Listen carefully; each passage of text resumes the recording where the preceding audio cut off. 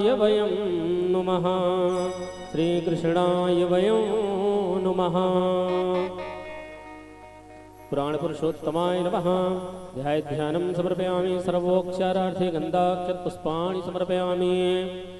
वंशी विभूषितकरान्नवनीरदाभात् पीताम्बरादरुणबिम्बफलाधरोष्ठात् पूर्णेन्दुसुन्दरमुखा दरविन्दनेत्रात् कृष्णात् परं किमपि तत्त्वमहो न जाने।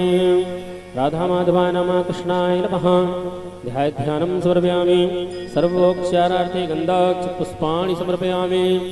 वरहापीडं नटवरवपुः कर्णयो कर्णिकारो बिभ्रदवास कनककपिशं वैजयन्तीं च मालां रन्ध्रान् वेणोरधरसुदया पूरयन् गोपवृन्दैर्वृन्दारण्यं सपदरमणो प्राविशद्गीतिकीर्तिं वृन्दारण्यं सपदरमणो प्राविशद्गीतिकीर्तिं यं प्रव्रजन्तमनुपेतमपेतकृत्यं द्वैपायनो विरहकातराजुहावः। पुत्रेति तन्मयतया सर्वो विनेदो तं सर्वभूतहृदयो मुनिमानतोऽस्मि। तं सर्वभूतहृदयो मुनिमानतोऽस्मि। सुखदेव स्वरूपेण व्यासाय नमः। ध्यानं समर्पयामि प्रार्थनापूर्वकं नमस्करोमि प्रणमामि। गुरुर्ब्रह्मा गुरुर्विष्णु गुरुर्देवो महेश्वरा गुरुः साक्षात् परब्रह्म तस्मै श्रीगुरवे नमः। अखण्डमण्डलाकारं व्याप्तं येन चराचरं तद्पदं दर्शितं येन तस्मै श्रीगुरवे नमः। तस्मै श्रीगुरवे नमः। श्रीगुरुचरणकमलेभ्यो नमः। प्रार्थनापूर्वकं नमस्करोमि प्रणमामि।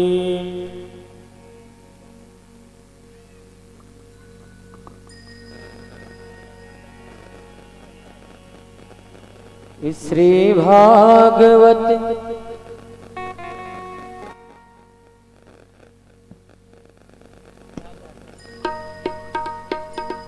सभी लोग बैठे रहे, भजन होंगे, आरती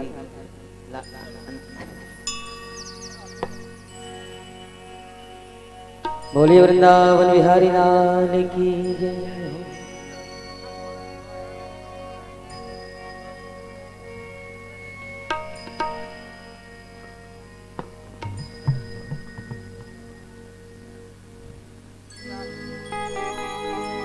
पाकर के प्यारे आपका जीवन बदल गया। पाकर के प्यारे आपका जीवन बदल गया। तन का रहा न होश रे, तन का रहा न होश रे, मन भी बदल गया। पाकर के प्यारे आपका जीवन बदल गया। पाकर के प्यारे आपका जीवन बदल गया।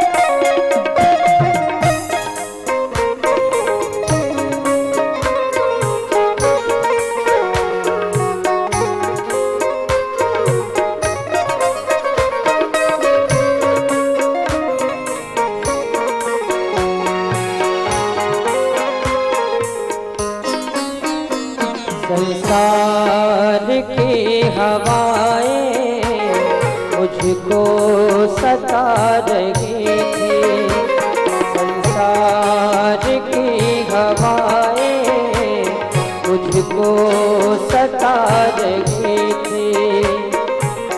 शीतल हुआ है जीवन, शीतल हुआ है जीवन, जब तो बरस गया आकर के प्यार आपका, जीवन बदल गया आकर के प्यार आपका, जीवन बदल गया।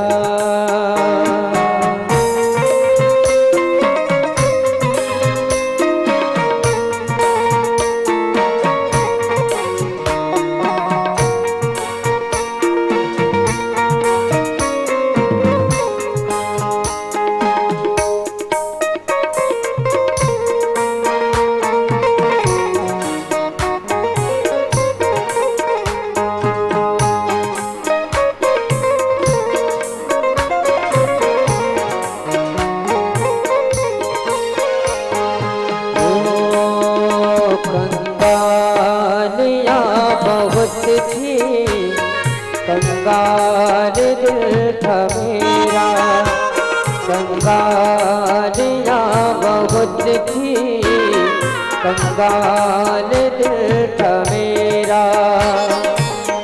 दौलत मिली है प्यार की, दौलत मिली है प्यार की, धनवान बन गया आपका,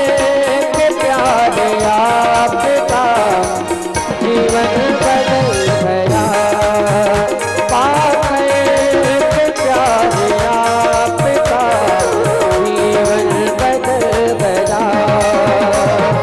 तन का रहा न होश रे, तन का रहा न होश रे, मन भी बदल गया पाकर के प्यार आपका, जीवन बदल गया पाकर के प्यार आपका, जीवन बदल गया,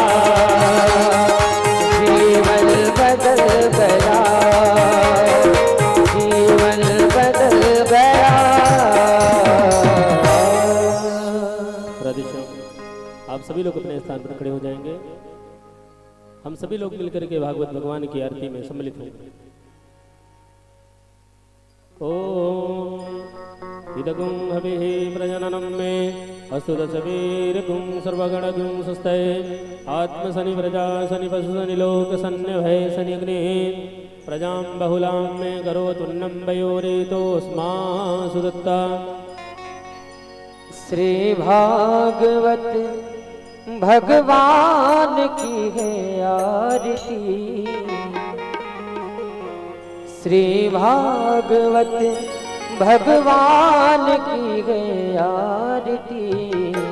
पापियों को पाप से है तारती, श्री भागवत भगवान की है आरती।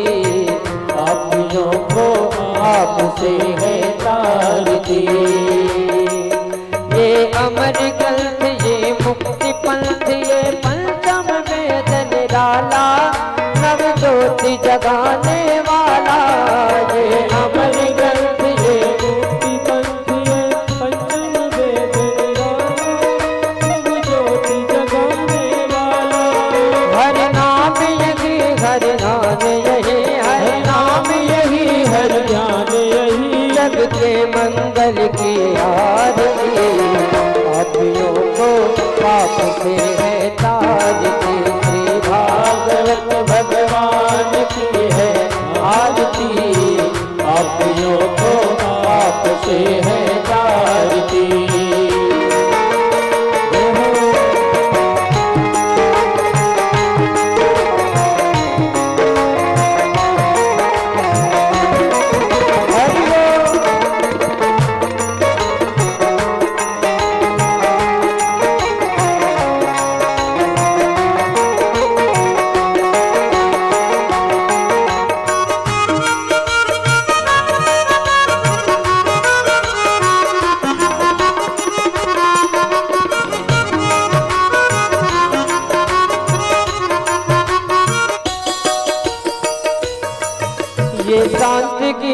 पावन पुनीत पापों को मिटाने वाला, हर दर्श कराने वाला, शांति के पावन पुनीत पापों को मिटाने वाला, हर दर्श कराने वाला।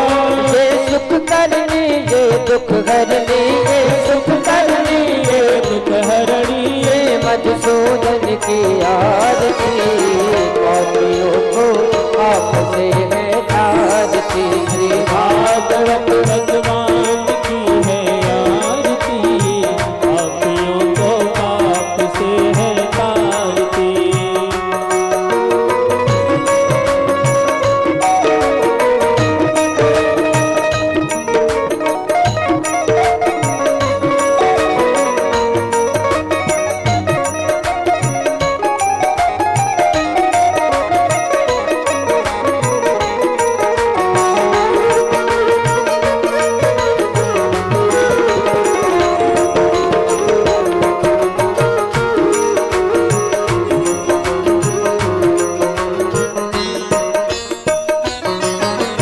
मधुर बोल पग पंथ खोल, शन मार्ग बताने वाला, बिगड़ी को बनाने वाला। मधुर बोल जग पंथ खोल, सन्मार्ग बताने वाला, बिगड़ी को बनाने वाला। ये मधुर बोल पग पंथ खोल, शन मार्ग बताने वाला, बिगड़ी को बनाने वाला। ये मधुर बोल जग पंथ खोल, सन्मार्ग बताने वाला, बिगड़ी को बनाने वाला। श्री राम यही घनश्याम यही, श्री राम यही घनश्याम यही, प्रभु के महिमा की आरती, पापियों को पाप से है तारती, श्री भागवत भगवान की है आरती, पापियों को पाप से है तारती। भागवत भगवान की है आरती, पापियों को पाप से है तारती, भागवत भगवान की है आरती, पापियों को पाप से है तारती। ओ पापियों को पाप से है तारती, पापियों को पाप से है तारती, पापियों को पाप से है तारती, पापियों को पाप से है तारती, पापियों को पाप से है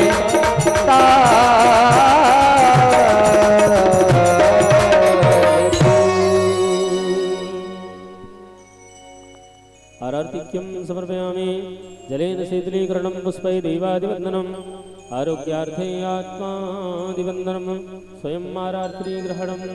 आप सभी लोग अपने स्थान पर बैठ जाएंगे। अब आप सभी लोग पूज्य व्यास जी महाराज के मुखारविंद से अमृतमयी कथा का रसपान करेंगे। जय श्री राम।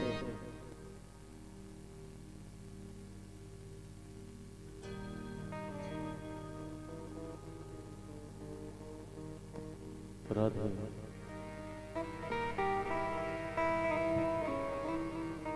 राधे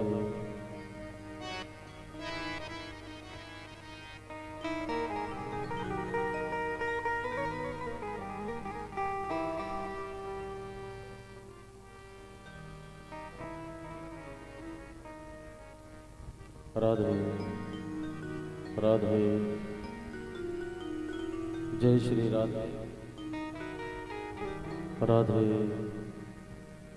राधे, जय श्री राधे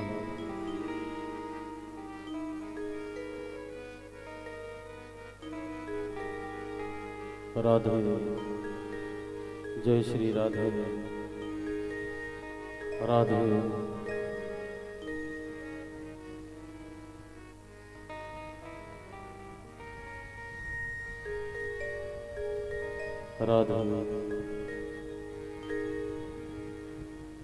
जय श्री राधे राधे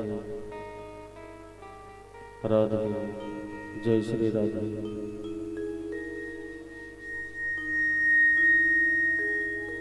राधे राधे राधे, बोलिए वृंदावन बिहारी लाल की जय हो, राधिका सरकार की जय हो, हनुमान जी महाराज की जय हो। आइए प्रेम से भाव से बांके बिहारी लाल जी को याद करते हुए प्यारे हरि ओम श्री गणेशाय नमः हरि ओम राधा कृष्णाभ्यां नमः हरि ओम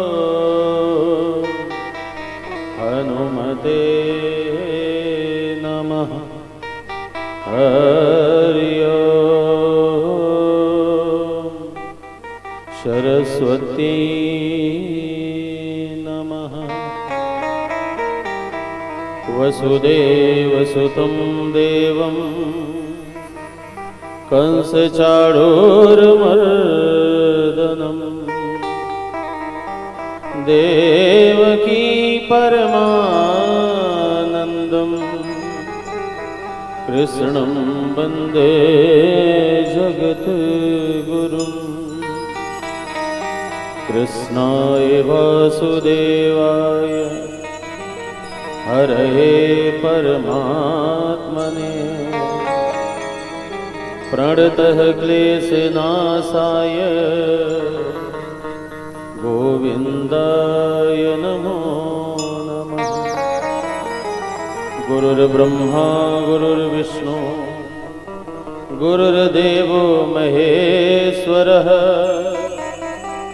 गुरुर्साक्षात् परं ब्रह्म तस्मै श्री गुरुवे नमः जय जय श्री राधा रमण जय जय नवल किशोर जय गोपी चित चोर प्रभु जय जय माखन चोर बोलिए वृंदावन बिहारी लाल की जय हो, राधिका सरकार की जय हो, हनुमान जी महाराज की जय हो।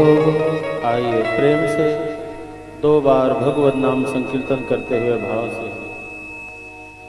गोविंद मेरो है गोपाल मेरो है गोविंद मेरो है, गोपाल मेरो है। गोविंद मेरो है गोपाल मेरो है गोविंद मेरो है, गोपाल मेरो है। श्री बांके बिहारी नंदलाल मेरो है श्री बांके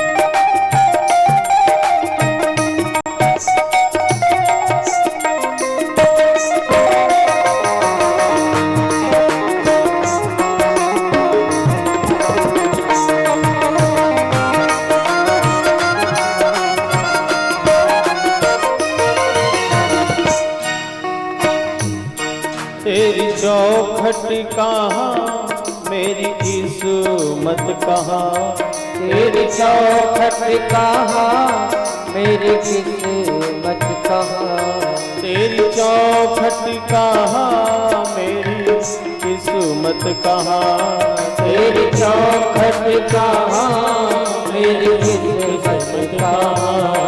तू तो आंसू बहाने से मिलता सदा, तू तो आंसू बहाने से मिलता सदा, कान्हा आंसू बहाने से मिलता सदा, कान्हा आंसू बहाने से मिलता सदा।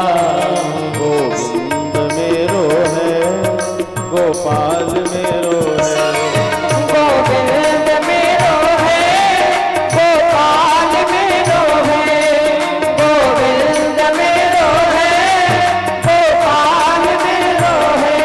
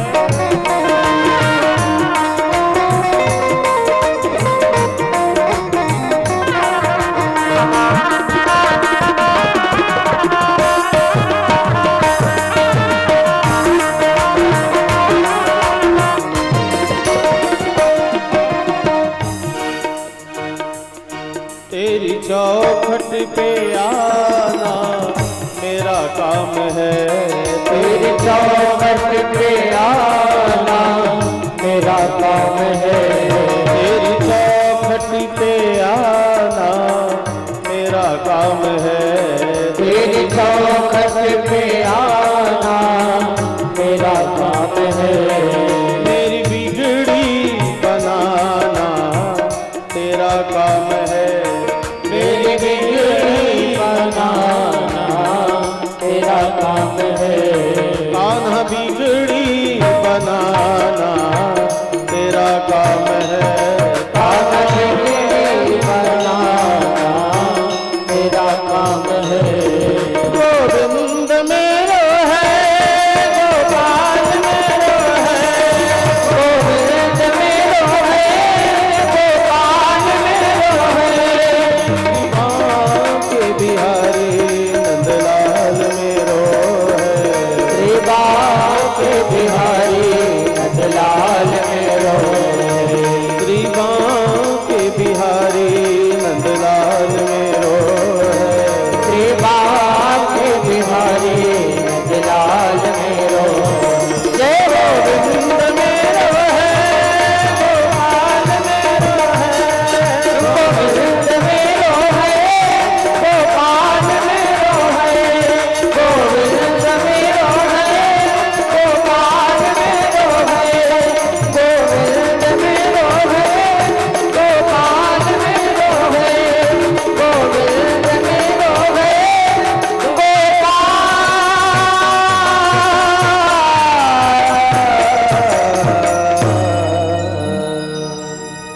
मेरो है। बोलिए वृंदावन बिहारी लाल की जय हो, राधिका सरकार की जय हो, हनुमान जी महाराज की जय हो। अखिल कोट ब्रह्मांड नायक करतुम अकर्तुम समस्त सामर्थ्यवान परद ब्रह्म परमात्मा के पावन चरण कमलों में अनुराग रखने वाले संत चरणा रविंद्र, विप्र चरणा रविंद्र, समागत समस्त भागवत रस रसिकों एवं श्रद्धा स्वरूपा देवी बांके बिहारी लाल जी की कृपा से कृष्ण कन्हैया जी के चरणों में आज चतुर्थ पुष्प अर्पित करते हुए बड़ा ही आनंद आ रहा है। प्यारे, जन्मांतरे भवेत् पुण्यम तदा भागवतम लभे। जब कई जन्मों का पुण्य उदय होता है तब जाकर के श्रीमद् भागवत महापुराण की दिव्य पावन कथा श्रवण करने का अवसर मिलता है। और मैं तो कहता हूं, यदि भागवत जी की कथा जीवन में सुनने का अवसर मिले, मिलने के बाद भी वो अवसर खो बैठे, तो जगत में उससे बड़ा अभागा कोई हो ही नहीं सकता। उसको तो अभागा ही बताया गया है। परीक्षित जी ने कहा, महाराज भागवत कथा श्रवण करने के पात्र भी तो होते होंगे कि भागवत जी की कथा कौन कौन सुन सकता है। इसके भी कोई पात्र होंगे। सुखदेव जी ने कहा, ये मानवः पाप कृतस्तु सर्वदा सदा दुराचार रता विमार्गगाः।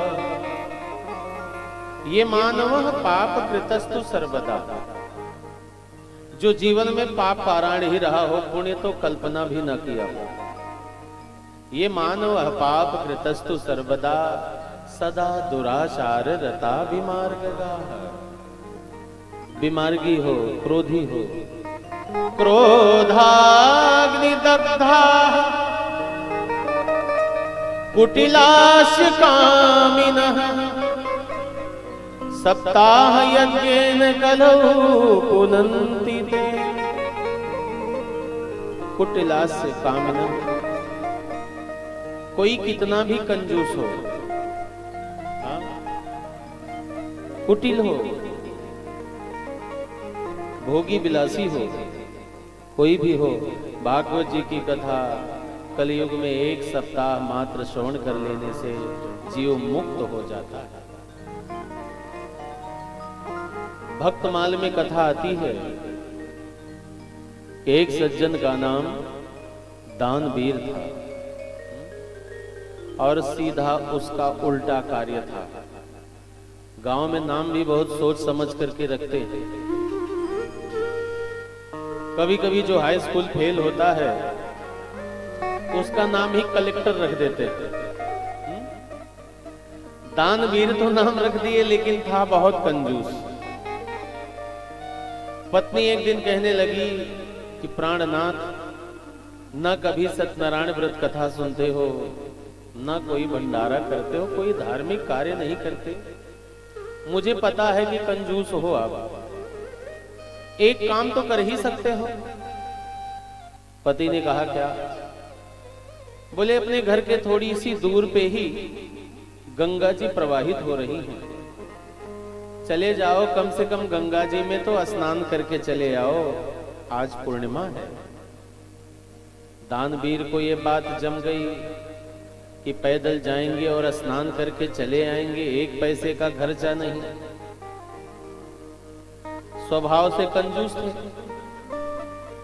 दानवीर चलते हुए जैसे गंगा जी के तट पर गए, डुबकी लगाना चाहते थे, तब तक देखते हैं कि पंडित जी घाट पर बैठे हैं तख्ता लगा करके। दानवीर के समझ में आया, यहां स्नान करोगे तो पंडित जी को दान भी करना पड़ेगा, अब क्या किया जाए। दानवीर वहां से निकल दिए। पंडित जी कह रहे हैं स्नान तो करते जाओ। बोले, नहीं, स्नान बाद में करूंगा, कोई विशेष कार्य आ रहा है, मुझे कहीं जाना है। आगे बढ़ करके कहां चले गए? मुर्दा घाट पर। सोचने लगे, जो अपना घाट छोड़ता है तो यही मुर्दा घाट पर आता है, चलो मुलाकात भी होगी और वहां दान भी नहीं करना पड़ेगा। जैसे मुर्दा घाट पर पहुंचे, अपने वस्त्र को उतार करके डुबकी लगाना चाहते हैं, मेरे प्रभु सोचने लगे कि वाह रे दानवीर, तू कितना कंजूस, कि दान ना करना पड़े इसलिए तू मुर्दा घाट पे आके स्नान कर रहा है। नारायण भगवान पंडित जी का रूप बना करके घाट पे आ गए। दानवीर जैसे डुबकी लगा करके निकलते हैं, पंडित जी कहते हैं कुछ दान करो। दानवीर कहने लगे, पंडित जी क्या बताऊं, जो वस्त्र पहनता हूं जिसमें पैसा रहता है वो वाला तो पहन के ही नहीं आया हूं। पंडित जी ने कहा अभी पैसे की जरूरत नहीं है, संकल्प ले लो, पैसा तो कभी भी मैं आके ले लूंगा द्वार पे। क्या करें, अब फंस चुके हैं दानवीर। सोचने लगे संकल्प ले लेता हूं, क्या कोई जरूरी है कि मेरे घर ये संकल्पित दक्षिणा लेने के लिए आएंगे। कोटि कौड़ी का संकल्प ले लेते हैं। कुछ समय बीतता है, वो पंडित जी दानवीर के दरवाजे पर पहुंच गए। द्वार पर पत्नी बैठी हुई थी। पंडित जी कहते हैं ये दानवीर का ही घर है। बोले हाँ। बोले दानवीर से जाओ बोल दो कि जो गंगा जी के तट पर दक्षिणा का संकल्प लिए थे वो पंडित जी दरवाजे पर आकर के बैठे हैं। पत्नी जैसे ही घर में गई, अपने पति से कहने लगी, प्राणनाथ, कोई पंडित जी हैं जिनको आपने संकल्प लिया है कुछ धन देने का। दानवीर कहने लगे, हाँ लिया तो है। बोले वो पंडित जी द्वार पे आके बैठे। दानवीर अपनी पत्नी से बोले, जाओ बता दो कि दानवीर तो हफ्तों से बीमार पड़े हैं। अब पत्नी क्या करे भाई, बात मानना पड़ेगा, पति की बात है। जैसे ही चल करके बाहर आई, वैसे ही कहती हैं, पंडित जी मेरे पतिदेव तो हफ्तों से बीमार पड़े हैं, फिर कभी आइएगा। पंडित जी कहने लगे, ओहो देवी, वो तो मेरा शिष्य है, ऐसी बीमार की स्थिति में छोड़ के जाना ठीक नहीं है। सुनो, कुछ प्रसादी बनाओ, पाऊंगा, जब तक मेरा शिष्य स्वस्थ नहीं हो जाएगा तब तक मैं जाने वाला नहीं। पत्नी गई घर में, कहने लगी, क्या बताऊं, वो पंडित जी तो कह रहे हैं कुछ भोजन बनाइए और पाया जाए, वो जाने वाले अभी नहीं है। दानवीर सोचने लगे, अब क्या किया जाए, खिलाने पिलाने में तो और खर्चा बढ़ेगा। पत्नी कहने लगी, जो संकल्प लिए हो सो दे करके खत्म करो। दानवीर बोले, जाओ अब बोल दो कि मेरे पतिदेव अब नहीं हैं, खत्म हो गए, देहांत हो गया। अब पत्नी कैसे कहे पति जिंदा है। फिर भी रोते हुए आई और रो भी रही है अपनी किस्मत पर, हे भगवान, इतना कंजूस पति आपने मुझे दिया। जैसे बाहर आती है, कहती है, पंडित जी मेरे पतिदेव तो गुजर गए। पंडित जी ने कहा, ओहो कुछ भी हो, दानवीर तो बहुत अच्छा आदमी था, क्योंकि कोई कितना भी बुरा हो मरने के बाद सब अच्छे हो जाते हैं। जिंदा जी सब बेकार, मरने के बाद भाई कुछ भी हो, ये गुण तो था ही। अब पंडित जी बोले, सुनो देवी, भाई मेरा शिष्य है, अब तो मुझे अंतिम यात्रा में शामिल होना ही पड़ेगा। पत्नी जाकर के घर में बताई कि अब लो सुन लो, अंतिम यात्रा तक शामिल होने को तैयार है। बोले कोई बात नहीं, त्राटक समाधि लगा लेते हैं दानवीर। पंडित जी पूरे गांव में भ्रमण करके आए, समस्त ग्राम सभा में बताए, भैया दानवीर पधार गए, दानवीर अब इस दुनिया में नहीं रहे। सारे गांव वाले दौड़ते हुए आए और प्यारे अंतिम यात्रा के लिए समस्त सामग्री इकट्ठा कर लेते हैं और जैसे ही स्नान कराने लगते हैं, त्राटक समाधि लगाए हैं। पत्नी कहती है, मरे नहीं है, जिंदा हैं, इनको छोड़ दो। गांव वाले कहते हैं भाई पति से बहुत प्रेम करती थी, देखो पागल हो चुकी है पति के लिए। आहा, सहा नहीं जा रहा। पत्नी कहती आप जिंदा हो, बोलते क्यों नहीं हो? अरे कुछ नहीं, सब कुछ ठीक हो जाएगा, आप बोलो तो सही। गांव वाले स्नान कराए और प्यारे जैसे ही उनको कफन उफन लगाया गया, सजाया धजाया गया, जब गांव वाले लेकर के जब निकलने लगे, पत्नी रोते हुए कहती अब तो बोल दो। अरे आप जिंदा हो मुझे पता है, इन लोगों को नहीं पता है, लेकिन मुझे पता है, कुछ बोलो। पत्नी खूब रोती, लेकिन अब जैसे ही श्मशान घाट पर ले जाकर के लकड़ियां की जो चिता बनाई थी, जब उस पर दानवीर को लिटाया गया, भगवान सोचने लगे कि वाह रे दानवीर, तू जलने को तैयार है, इतना कंजूस। दानवीर के सामने पंडित जी कहते हैं आया हूं बैकुंठ से, तुम हित नाता जो। अरे मैं बैकुंठ से आया हूं। तब तक दानवीर जरा सी आंखें ऐसे मुलमुला करके देखे, फिर बंद कर लिए। सोचने लगे देखो ये तो वही पंडित जी हैं। जैसे आंखें बंद कर लिए, पंडित जी कहते हैं मांगिले हूं वरदान कछु। हे दानवीर, तेरी कंजूसी से मैं इतना खुश हूं कि आज कुछ भी वरदान मांग ले तू। दानवीर कहते हैं, चिता पर से उठ करके बैठ करके कहते हैं हाथ जोड़ करके कि कोई और नहीं कुछ मांगना चाहता हूं, अब तो कौड़ी दीजे छोड़। बस मैंने जो संकल्प लिया है वही छोड़ दो, बाकी मुझे और कुछ नहीं चाहिए। तो कुटिलास से काम ही ना, कोई बहुत कंजूस हो, वह भी भागवत जी की कथा को भाव से यदि श्रवण कर लेता है तो प्यारे जीवन में मुक्त हो जाता है। और तो और ये क्षणभंगुर जीवन की कलियां कल प्रातः जाने खिले ना खिले। ये जीवन का कब पड़ाव, कौन सा मिलना, कौन सा श्वास अंतिम हो जाए, कोई नहीं जानता प्यारे। इसीलिए तो कहा गया जगत में कोई न परमानंद, तेल चमेली चंदन साबुन, तेल चमेली चंदन साबुन, चाहे लगा लो सेंट, जगत में कोई न परमानंद।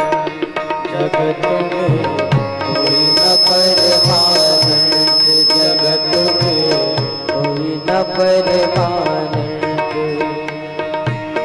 तेल चमेली चंदन साबुन, तेल चमेली चंदन साबुन, चाहे लगा लो संत, जगत में कोई न परमानंद, जगत में कोई न परमानंद, जगत में कोई न परमानंद।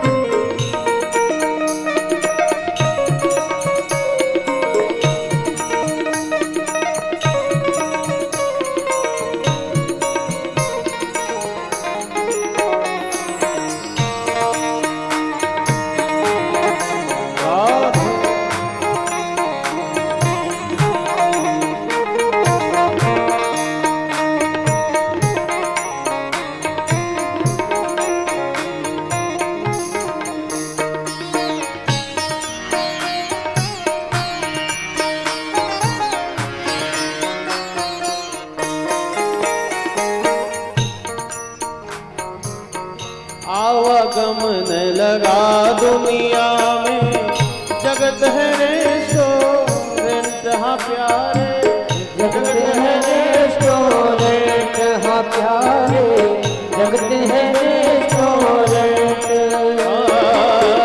आवागमन लगा दुनिया में जगत है रेस्टोरेंट हाँ प्यारे, जगत है रेस्टोरेंट।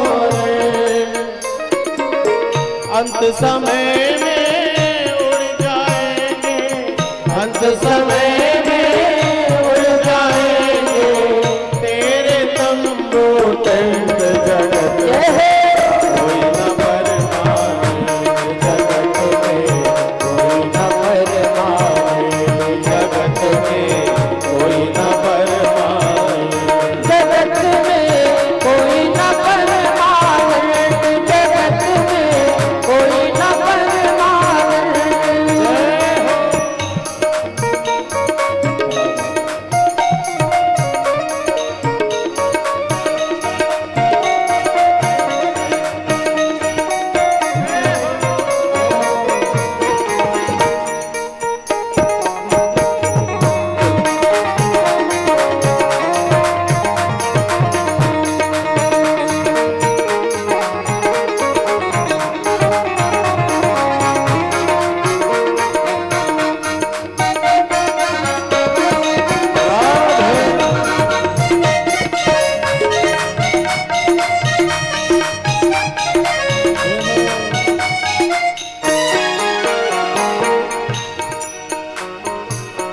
हरिद्वार चाहे मथुरा काशी घूमो दिल्ली कैंट हाँ प्यारे, घूमो दिल्ली कैंट हाँ प्यारे, घूमो दिल्ली कैंट।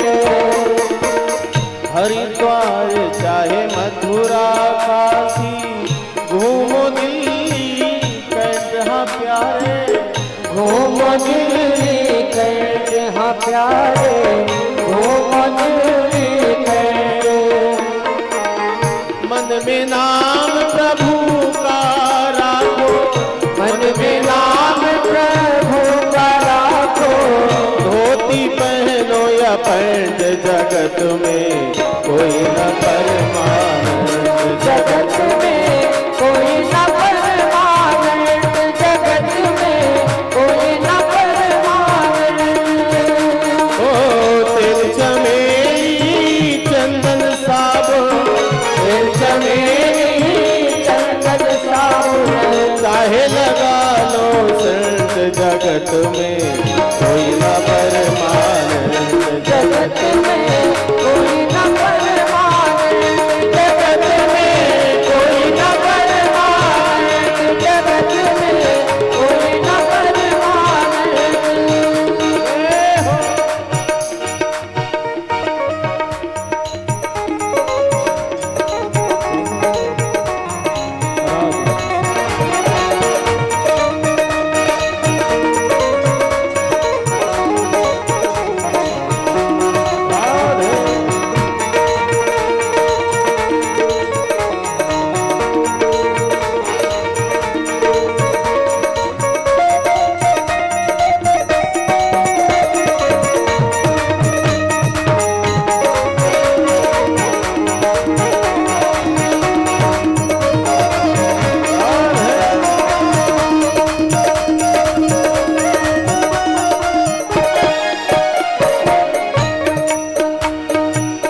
राष्ट्रपति या जर्नल कर्नल चाहे हो लेफ्टिनेंट हाँ प्यारे, चाहे हो लेफ्टिनेंट हाँ प्यारे, चाहे हो लेफ्टिनेंट।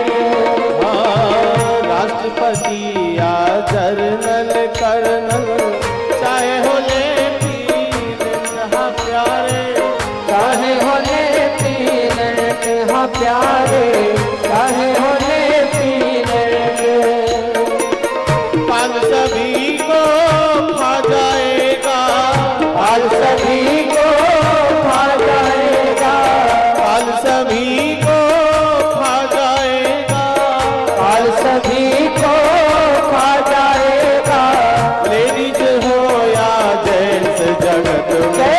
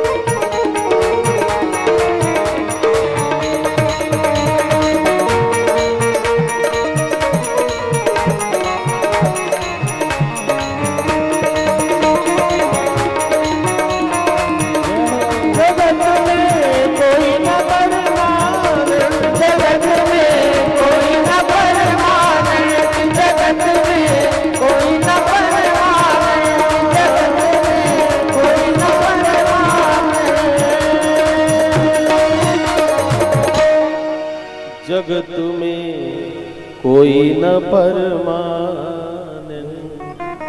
यहाँ जो भी आता है एक ना एक दिन उसको जाना पड़ता है, इसलिए जो भी समय है उसका जीवन में सदुपयोग करना चाहिए। भागवत जी की कथा के माध्यम से कल आप सब श्रवण कर रहे थे।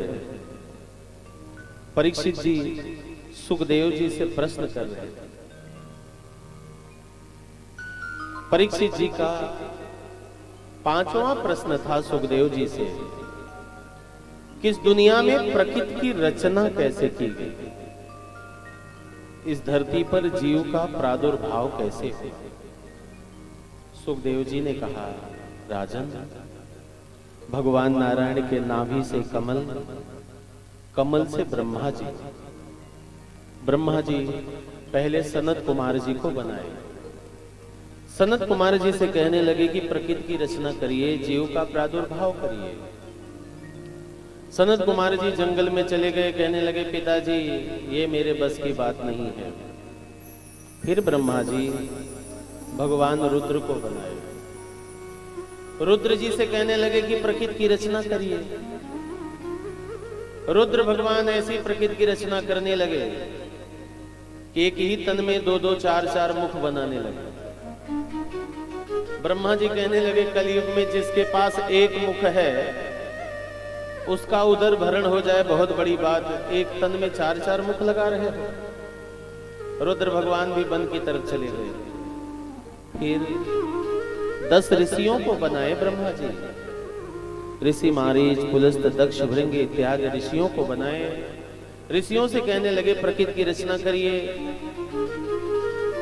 बोले मुझसे नहीं हो सकता। वो भी जंगल में चले गए और प्यारे सरस्वती को बनाए। व्यामोह हुआ, तन को त्यागना पड़ा। उसके बाद ब्रह्मा जी के मानस पुत्र हुए कर्दम ऋषि जी। कर्दम ऋषि जी से कहने लगे कि शादी कर लो, प्रकृति की रचना करो, जीव का प्रादुर्भाव करो। कर्दम ऋषि जी भी मना कर दिया। जंगल में जाकर के भगवान का भजन करने लगे।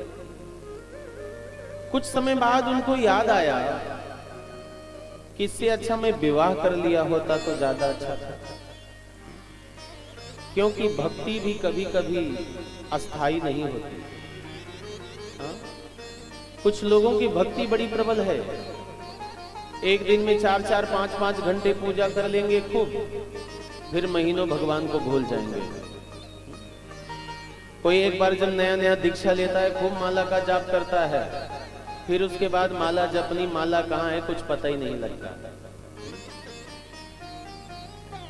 कर्दम ऋषि जी भगवान का भजन तो करने लगे, लेकिन मन में आया शादी कर लिए होते तो ज्यादा अच्छा था। नारायण भगवान आकर के कहने लगे कर्दम जी विवाह कर लो। मौनम सुकृति लक्षणम।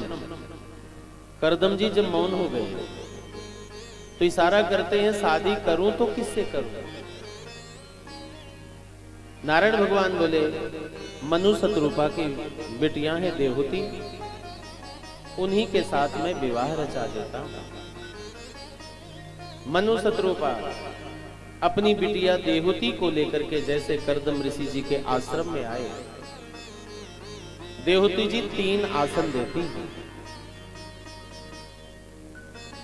कर्दम जी जब 3 आसन दिए तो एक पर मनु जी, दूसरे पर शत्रुपा, तीसरे पर देवहूति सोच रही यदि मैं बैठ जाऊं तो सेवा का अपराध होगा, क्योंकि होने वाले पति हैं और पति से कभी सेवा नहीं लेनी चाहिए। भाई स्वास्थ्य ठीक नहीं है, कोई मजबूरी है तो भले सेवा ले लेनी चाहिए, अन्यथा पति से कभी सेवा नहीं लेनी चाहिए। देवहूति जी सोचने लगी कि ये मेरे पति देव हैं और ये आसन दिए हैं, यदि बैठूं तो भी ठीक नहीं और ना बैठूं तो भी सेवा का दोष लगेगा, पाप लगेगा, अपमान होगा। देवहूति जी आसन पर अपना दोनों हाथ रख करके जमीन पर बैठ जाते।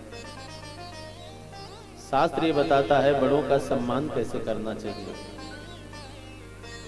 मैंने सुना है कि पहले के जमाने में जब सासू माताएं घर द्वार पर चौका करती थी, गोबर से लीप देती थी, तो जब बहू अपना चरण रखती थी तो पहले प्रणाम करती थी। क्या बात सच है? हाँ? पहले भी जब सासू माताएं चौका करती थी गोबर से, तो बहू जब उसमें पांव रखती थी तो पहले प्रणाम करती थी, भाई मेरी सासू अम्मा जी इसको लिपी हैं। हाँ? इतना बड़ा सम्मान था। और आज के जमाने में बहुएं पता नहीं सासू को क्या क्या कहती है। जरा सा सासू अम्मा 2-4 घंटे के लिए बैठ जाए तो आज की बहुएं बड़े ढंग से कह देती हैं, काम माँ बैठे बैठे बाढ़ता हो, लड़के खिलावा नाई, कुछ तो छोटा ही मोटा बर्तन मांज लिया। पहले के जमाने में ऐसा नहीं था। सास माताओं का, बड़ों का बहुत सम्मान था। जैसे आसन का सम्मान करती हुई देवती जी बैठ जाती है और मनु शत्रुपा जी कहते हैं, ये मेरी बिटियां हैं, इनका विवाह मैं आपके साथ करना चाहता हूं। करदम जी कहते हैं ठीक है।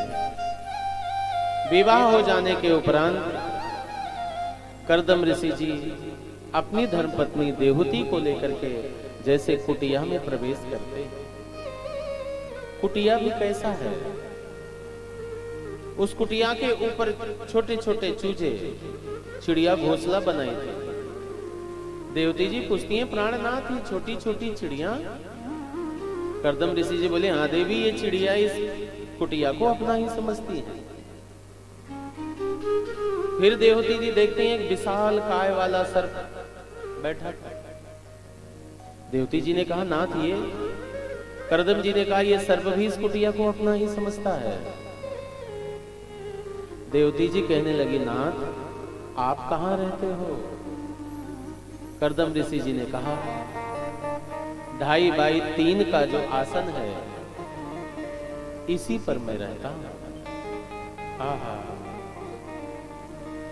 देवती जी के आंखों में भाव के आंसू आ गए कि आज तो प्रभु आपने बैरागी पति दे दिया। सुखदेव जी कहते हैं, राजन देवहूति अपने पति की खूब स्वागत करती, खूब सुसुरता करती। और दूसरी बात ये भी कहते हैं कि एक स्त्री का परम धर्म क्या होता है, इस प्रसंग में बताया गया है कि एक स्त्री को अपने पति के साथ कैसे रहना चाहिए, घर गृहस्थी में कैसे रहना चाहिए। सुखदेव जी कहते हैं, राजन विश्रम्भेणात्म शौचेन गौरवेण तमेन च। विश्रम्भेण, एक स्त्री के अंदर एक विशेष गुण ये होना चाहिए कि पत्नी को पति पर विश्वास रखना चाहिए। विश्रम्भेण प्यारे, बिना विश्वास का परिवार विघटित हो जाता है और पति को पत्नी के सामने कभी विश्वास तोड़ना नहीं चाहिए। कभी कभी पति बेचारा सोचता है कि चौराहे पर बैठ करके क्या चाय पीऊं, चलो घर में चलता हूं, धर्म पत्नी जी चाय बना करके पिलाएंगे। बेचारा जब घर में आता है तो धर्म पत्नी जी चाय बना करके नहीं बल्कि चाय बन करके बैठी होती। बेचारा दुखी हो जाता है। पत्नी को पति पर विश्वास करना चाहिए। विश्रम्भेण पहला गुण। आत्म शौचेन दूसरा गुण, एक स्त्री का विशेष ये होना चाहिए, आत्म शौचेन। शास्त्र कहता है स्त्रियों को खूब सजना चाहिए, ब्यालोल कुंडल पयोधर हार शोभा। लेकिन सजने का उद्देश्य क्या है? सजना है मुझे सजना के लिए, मेरे गोविंद के लिए सजो प्यारे। पहले के जमाने में जब कोई व्यक्ति नया वस्त्र धारण करता था तो प्रभु को प्रणाम करता था, बड़े बुजुर्गों को प्रणाम करता था। आज के जमाने में कोई नया वस्त्र पहनता है, खटखट करके फोटो लेगा, डीपी व्हाट्सएप फेसबुक पे डाल देगा। कितना अंतर आ गया। आत्म शौचेन, जैसे तन से सजती हैं स्त्रियां को सजना चाहिए, वैसे स्त्रियों को मन से भी सजना चाहिए। काम, क्रोध, मद, लोभ इत्यादि नहीं रखना चाहिए। विश्रम्भेणात्म शौचेन, मन को पवित्र रखना चाहिए। तीसरा गुण गौरवेण, पति कैसा भी हो, एक स्त्री का परम धर्म होता है कि गौरव रखना चाहिए।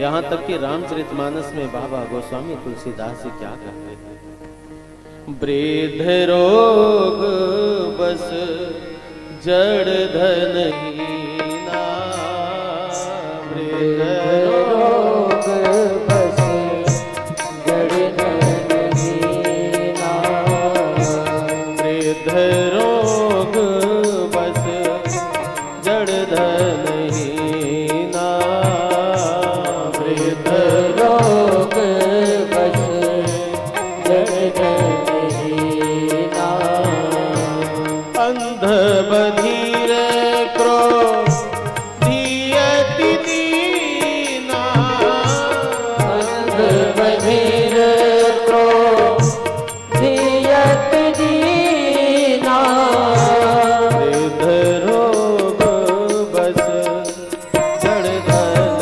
हीना, वृद्ध रोग बस जड़ धन हीना। गोस्वामी बाबा जी लिखते हैं, पति उम्र में बड़ा हो, रोगी हो, जड़ हो, मूर्ख हो, धनहीन हो, बहुत गरीब हो, अंधा हो, बहरा हो, अंध बधिर, क्रोधी, अति दीना, पागल हो, दुखी हो। मेरे बाबा क्या लिखते हैं, ऐसे हो पति कर किया अपमाना, ऐसे वो पति कर किए अपमाना, ऐसे हो पति कर किया अपमाना, ऐसे वो पति कर किए अपमाना, नारी पावयम पुर दुख नाना, नारी पावयम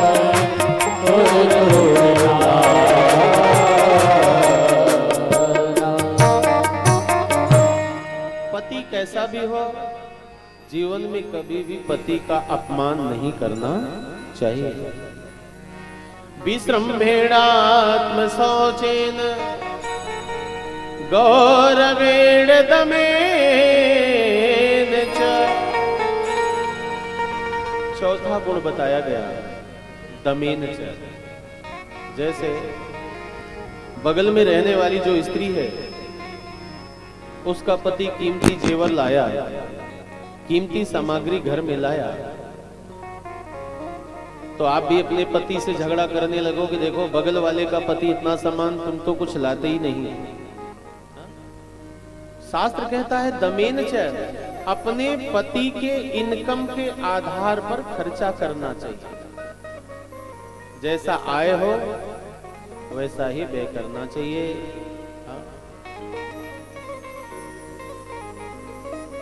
बढ़िया आय है तो बढ़िया खर्चा करो, कम आय है तो कम खर्चा करो।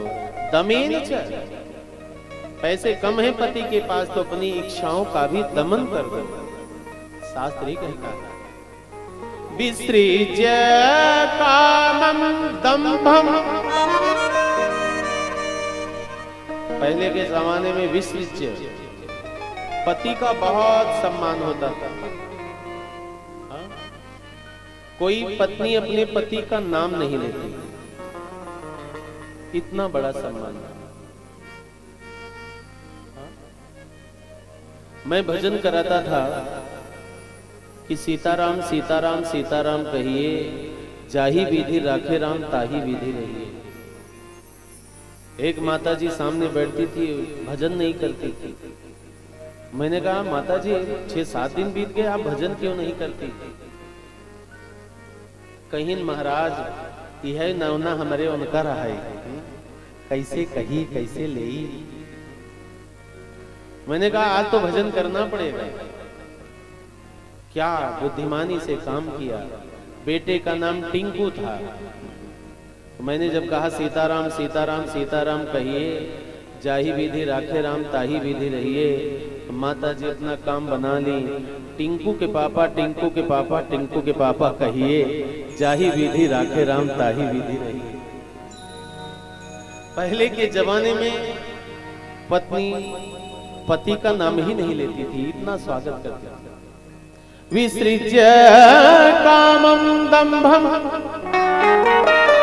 लोभं देशमदं मदं श्रुश्रुखिया सुहृदेन वाचा मधुरया। एक स्त्री का परम धर्म विशेष ये है कि वाणी बहुत मीठी होनी चाहिए। वाणी तो सबकी मीठी होनी चाहिए, लेकिन स्वभावतः स्त्री की वाणी बहुत मीठी होनी चाहिए। देवियों की वाणी बहुत मीठी। जैसे ये हमारा ग्राम सभा जो है चांदोपारा, चांदोपारा की देवियां बहुत मधुर बोलती हैं तो सिर्फ राधे राधे बोलती हैं।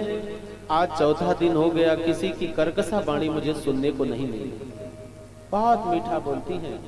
और जो झगड़ा करने वाली देवियां हैं आज भी घर में बैठी हैं, वो कथा पंडाल में नहीं आ रही हैं। जो कल से आने लगे समझो वो भी सीधी साधी है। एक स्त्री का परम धर्म वाचा मधुर याच भो, वाणी बहुत मीठी होनी चाहिए। ऐसी वाणी बोलिए मन का आपा खोए, औरन को शीतल करे आप हो शीतल हो। एक स्त्री की जो वाणी होती है वो कर्कशा नहीं होनी चाहिए, बहुत मधुर होनी चाहिए। यहाँ तक कि पति के साथ भी ए जी, ओ जी, खा लो जी, विश्राम कर लो जी, सबके सामने जी लगाओ, खूब स्वागत करो। एक जगह मैं कथा करने गया था तो रात्रि 10 बजे पत्नी अपने पति को बुलाती थी। खूब चिल्ला के बुलाती थी। एक दिन मैं सुबह टहल रहा था तो मैं उस व्यक्ति से पूछा, मैंने कहा भैया आपकी पत्नी 10 बजे रात्रि चिल्ला करके बुलाती है आपको, मेरे समझ में नहीं आता बात क्या है। पति बेचारा अपनी पत्नी से इतना डरता था कि रास्ते में भी दाएं बाएं देखा कि कहीं इधर उधर दिखाई तो नहीं पड़ रही है। पत्नी से जो डरते हैं खुद जानते हैं कितना बड़ा भय होता है। एक बार पाकिस्तान के बॉर्डर पर इतना भय नहीं होगा जितना पत्नी के सामने किसी किसी को होता है। प्यारे, मैंने कहा ये क्या बात है, रात्रि 10 बजे चिल्ला के बुलाती है। बेचारा पति, पहले उसके आंखों में आंसू आ गया, फिर कहने लगा महाराज क्या बताऊं, पहले चिल्ला करके कहती है कि हे सुदीहल के दामाद। पहले उसके बाप को गाली देती, फिर बहन को गाली देती। हे सुदीहल के दामाद, हुरई के होए ते आवा हुरले नाहे हम जात ही। मैंने कहा इसका क्या मतलब? बोले महाराज भोजन करने के लिए मुझे बुलाती है कि आवा निकारे ही हुरई के होए तो हुरी ले। प्यारे, जीवन में कभी कर्कशा वाणी का उपयोग नहीं करना चाहिए। विसृज्य कामं दम्भं देशं देशमदं मदम् अप्रमत्तो दता नित्यं तेजियां संतोषय। देवती जी इन गुणों से अपने पति की सेवा करते। अब क्या हुआ, कर्दम ऋषि जी योग निष्ठ हो गए। 40 वर्ष बाद जब कर्दम जी की आंखें खुली तो देवती जी से पूछते हैं कि हे देवी तुम कौन हो। देवती जी कहती हैं प्राणनाथ मैं आपकी धर्म पत्नी हूं, मेरा नाम देवती है। शादी जब हुआ था तो 20 वर्ष के थे, 40 वर्ष योगनिष्ठ रहे। देवती जी बूढ़ी हो चली थी।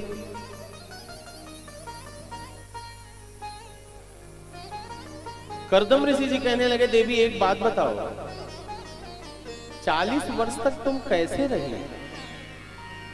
देवती जी कहती कभी पत्ता ग्रहण कर लेती, कभी फल ग्रहण कर लेती, कभी जल, आपके तन को स्वच्छ रखती।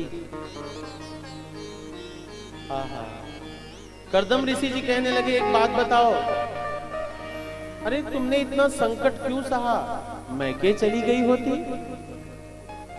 देवती जी ने क्या ऊंची बात कही क्या बताऊं प्राणनाथ, मेरे पिताजी ने आपके हाथों में संकल्पित कर दिया है, आपके आदेश के बगैर मैं कहीं नहीं जा सकता। शास्त्र यहां तक कहता है कि पति के आदेश के बगैर व्रत भी नहीं करना चाहिए। बस बिना पति के पूछे 2 काम कर सकते हो, कथा पंडाल में आ सकते हो, दान दक्षिणा कर सकते हो, इसमें आदेश की कोई जरूरत नहीं। बाकी का तो संपूर्ण आदेश लेना चाहिए। प्यारे, उसके बाद कर्दम ऋषि जी एक सुंदर विमान मंगाते हैं। उस विमान पर बैठ करके एक सुंदर सरोवर में स्नान करते हैं। कपिल देव जी 25 वर्ष के हो जाते हैं, देवती जी 20 वर्ष की हो जाती है। कर्दम ऋषि जी सोचे थे कि एक बेटा हो जाएगा तो मैं जंगल में जाकर के भगवान का भजन करूंगा। दाम्पत्य जीवन जैसे प्रारंभ किए, 9 बेटियां हो गई। तब एक पुत्र हुए, कपिल देव जी। बोले कपिल देव भगवान की जय हो। जैसे कपिल देव जी का जन्म हुआ, कर्दम ऋषि जी वन को चले गए, भगवान का भजन करने लगे। आज देवती जी कपिल देव जी को सुंदर व्यासपीठ पर बिठाती। तुष्टो अहमद तव मान विमान दाय, शुश्रूषया परमया परया च भक्ता। आज देवती जी कपिल देव जी से प्रश्न करती है। पहला प्रश्न, निर्विरणानि तरा भुमन नसनिन्द्रिय तर्षणात् येन संभाव्यमानेन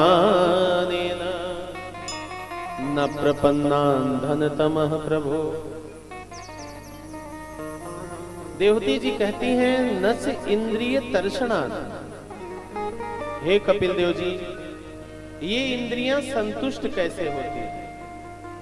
जैसे स्वाद इंद्रियां हैं, आज मीठा पसंद है तो कल तीखा पसंद है, आज रसगुल्ला तो कल चाट पकौड़ा। ये इंद्रियां संतुष्ट नहीं होती। कितना पैसा कमा लिया जाए कि इंद्रियां संतुष्ट हो जाएंगी? हाँ?